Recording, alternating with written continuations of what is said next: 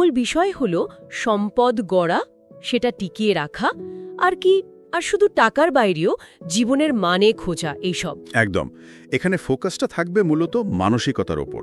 মানে ধরুন, শুধু পয়সাওয়ালা হওয়া আর সত্যিকারের সম্পদশালী হওয়া, এর মধ্যেকার তফাতটা। আমাদের দৃষ্টিভঙ্গি জীবনকে কিভাবে দেখে, মানে গড়ে পিঠে নেয়, আর ভাগ্য বা নিজের আকাঙ্ক্ষা, এগুলোকে কন্ট্রোলে রাখা কতটা জরুরি। আচ্ছা, তাহলে এই ধনী বনাম সম্পদশালী এই বিষয়টা দিয়ে শুরু করি। হাউসেলের এই আইডিয়াটা কিন্তু দারুণ। উনি বলছেন ধনী হওয়া আর সম্পদশালী হওয়া নাকি এক নয়। হ্যাঁ, এটা খুব গুরুত্বপূর্ণ একটা পয়েন্ট। ব্যাপারটা ঠিক কি, একটু বুঝিয়ে বলবেন? দেখুন, ধনী হওয়া মানে হয়তো আপনার কাছে টাকা আছে, বিল মেটাতে পারছেন, হয়তো দামি জিনিসও কিনছেন। কিন্তু সম্পদশালী হওয়া মানে হলো সেই আর্থিক স্বাধীনতা থাকা, সেই স্বায়ত্তশাসন। আচ্ছা, যেটা আসে সেই টাকা থেকে যা আপনি খরচ করেননি। ও, খরচ করেননি যা। হ্যাঁ, এই সম্পদটা ঠিক চোখে দেখা যায় না, দামি বাড়ি বা গাড়ির মতো নয়।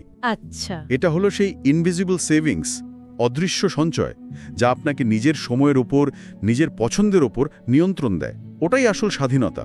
বাহ, এটা সত্যি একটা বড় পার্থক্য, বেশ গভীর। আচ্ছা, আর দৃষ্টিভঙ্গির ব্যাপারটা?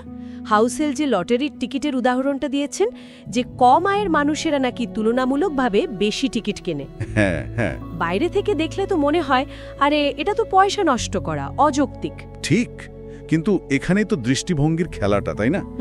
যাদের হয়তো মনে হয় জীবনে এগিয়ে যাওয়ার অন্য সব রাস্তা বন্ধ, তাদের কাছে তাদের দৃষ্টিকোণ থেকে দেখলে এটাই হয়তো ভাগ্য বদলানোর একমাত্র উপায় বলে মনে হতে পারে, একমাত্র দৃশ্যমান সুযোগ। ও আচ্ছা, এভাবেও ভাবা যায়। হ্যাঁ, ব্যাপারটা হয়তো লজিক্যাল নয়, কিন্তু তাদের পার্সপেক্টিভ থেকে দেখলে এর একটা অন্য মানে দাঁড়ায়। এটা আসলে বুঝতে সাহায্য করে যে আমরা কে, কোন পরিস্থিতিতে আছি, কোন দেশে, কোন সময় বাস করছি। এই সবকিছু আমাদের আর্থিক সিদ্ধান্তগুলোকে কিরকম প্রভাবিত করে। তার মানে পরিস্থিতি অনুযায়ী যৌক্তিকতা বদলে যায়। একদম। আর এই উপলব্ধিটা কিন্তু আমাদের মধ্যে আরো সহানুভূতি তৈরি করে, তাই না? সত্যি তাই। আর এই দৃষ্টিভঙ্গির ব্যাপারটা আরো জটিল হয়ে যায় যখন আমরা আশপাশের মানুষজনকে দেখি, তাই না? ঠিক।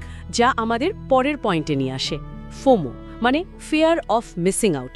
হাউসেলের মতে এটা এড়িয়ে চলাই নাকি সবচেয়ে জরুরি আর্থিক দক্ষতা। হ্যাঁ, এটা উনি খুব জোর দিয়ে বলেছেন। কেন এটা এত গুরুত্বপূর্ণ কেন? কারণ এই ফোমো অন্যদের দেখে মনে হওয়া আমি পিছিয়ে পড়ছি, এটা আমাদের ধৈর্য নষ্ট করে দেয়। আচ্ছা, যখন দেখি কেউ ধরুন ক্রিপ্টো কিনে বা শেয়ার বাজারে হঠাৎ অনেক লাভ করে ফেলল, হ্যাঁ এরকম তো হয়, তখন মনে হয় ইস, আমিও যদি করতাম। এই অধৈর্যটা আমাদের লং টার্ম স্ট্র্যাটেজি থেকে সরিয়ে দেয়। যেমন ধরুন, বছরের পর বছর ধরে ধৈর্য ধরে ইন্ডেক্স ফান্ডে অল্প অল্প করে বিনিয়োগ করা, যেটা হয়তো খুব গ্ল্যামারাস নয়, কিন্তু লম্বা সময়ে সম্পদ গড়তে সাহায্য করে। কয়েক দশক ধরে ধীরে ধীরে সম্পদ বাড়াতে গেলে এই যে অন্যরা কি করছে, আমি পিছিয়ে পড়লাম কিনা, এই চিন্তাটা মাথা থেকে সরাতে পারাটা খুব জরুরি। অ্যাভারেজ রিটার্ন পেলেও লম্বা সময় ধরে মার্কেটে টিকে থাকাটাই আসল। কিন্তু সব সময় কি এই যুক্তির হিসাব, এই অপটিমাইজেশন এটাই সব? হাউসেলের নিজের জীবনের একটা উদাহরণ কিন্তু একটু অন্যরকম, তাই না? হ্যাঁ, ওটাই তো দারুণ ইন্টারেস্টিং। উনি নাকি ওনার কম সুদের মর্টগেজটাও আগেভাগে শোধ করে দিয়েছিলেন, যেটা ফাইন্যান্সিয়ালি হয়তো সেরা কাজ নয়। ঠিক, গাণিতিক হিসাবে হয়তো লস, কিন্তু উনি বলছেন এটাই নাকি ওনার বেস্ট মানি ডিসিশন। এটা কিভাবে সম্ভব? এটাই চোখে আঙুল দিয়ে দেখিয়ে দেয় যে আর্থিক অপটিমাইজেশন আর মানসিক শান্তি দুটো সবসময় এক জিনিস নয়, না? শুধু স্প্রেডশিটের নম্বর বাড়ানোর জন্য তো নয়। ঠিক। ওই মর্টগেজ শোধ করে হাউসেল হয়তো কয়েক % এক্সট্রা রিটার্ন পাননি, কিন্তু বিনিময়ে যে মানসিক শান্তিটা পেয়েছেন, রাতে নিশ্চিন্তে ঘুমোনো, সেটার ভ্যালু ওনার কাছে অনেক বেশি ছিল। তার মানে ব্যক্তিগত মানসিক শান্তি গাণিতিক হিসাবকেও ছাপিয়ে যেতে পারে। একদম। কিছু সিদ্ধান্ত নিতে হয় যা হয়তো স্প্রেডশিটে সেরা দেখায় না, কিন্তু জীবনে শান্তি আনে। বাহ। আচ্ছা, শেষ দিকে আসি, প্রত্যাশা নিয়ন্ত্রণের বিষয়টা। হাউসেল যে বলেন গোল পোস্ট শিফটিং বা লক্ষ্য পরিবর্তন হওয়ার একটা বিপদ আছে। হ্যাঁ, এটাও খুব খুব জরুরি একটা পয়েন্ট। দেখুন, আমাদের আয় বাড়া, সম্পদ বাড়া, এটা তো ভালো, অবশ্যই। কিন্তু যদি একই সাথে আমাদের লাইফস্টাইল, আমাদের আকাঙ্ক্ষাগুলো, আমাদের প্রত্যাশাগুলো তার চেয়েও দ্রুত বাড়তে থাকে, তাহলে কিন্তু মুশকিল। মানে আয় বাড়লেও শান্তি নেই। ঠিক তাই। আপনি হয়তো আগের চেয়ে বেশি আয় করছেন, কিন্তু ভালো লাগছে না, কারণ আপনার চাওয়ার পরিমাণটা আরও অনেক বেড়ে গেছে। এর ফলে লোকে লোনের ফাঁদে পড়ে বেশি ঝুঁকি নেয়। বুঝতে পারছি।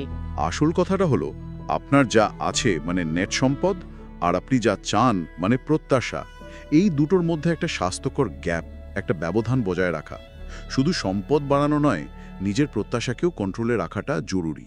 তাহলে আজকের আলোচনা থেকে বেশ কয়েকটা মূল বিষয় উঠে এলো। 1, আসল সম্পদ টাকা বা জিনিস নয়, বরং স্বাধীনতা। 2, আমাদের পার্সপেক্টিভ বা দৃষ্টিভঙ্গি ঠিক করে দেয় কোনটা যৌক্তিক আর্থিক আচরণ। হ্যাঁ। 3, ফোমো এড়িয়ে চলা, মানে অন্যদের দেখে প্রভাবিত না হওয়াটা লং টার্ম সাকসেসের জন্য খুব দরকারি। অবশ্যই। আর 4, পারফোয়া, মানে কখনো কখনো সুখের জন্য এমন সিদ্ধান্তও নিতে হয় যা হয়তো ফাইন্যান্সিয়ালি অপটিমাল নয়। একদম ঠিক। সারমর্মটা হলো নিজেকে জানা, নিজের আসল লক্ষ্যটা বোঝা, যেটা হয়তো অন্য সবার থেকে আলাদা হবে। অন্যের রেসে দৌড়ানো নয়। ঠিক। নিজের রেসটা নিজেকেই ঠিক করতে হবে। আর টাকা সেখানে শুধু একটা টুল, সাহায্যকারী, লক্ষ্য নয়। আলোচনা শেষ করার আগে একটা ভাবনা আসছে। এই যে বলা হলো নিজের আর্থিক খেলাটা নিজেকে ডিফাইন করতে হবে, কিন্তু সেই খেলার নিয়মগুলো কতটা আমরা নিজেরা ঠিক করি আর কতটা হয়তো আমাদের পরিবার, আমাদের সমাজ মানে অবচেতনভাবেই আমাদের উপর চাপিয়ে দেয়, এটাও কিন্তু ভাবার মতো। খুব ইন্টারেস্টিং পয়েন্ট। এটা নিয়ে নিশ্চয়ই ভাবা উচিত।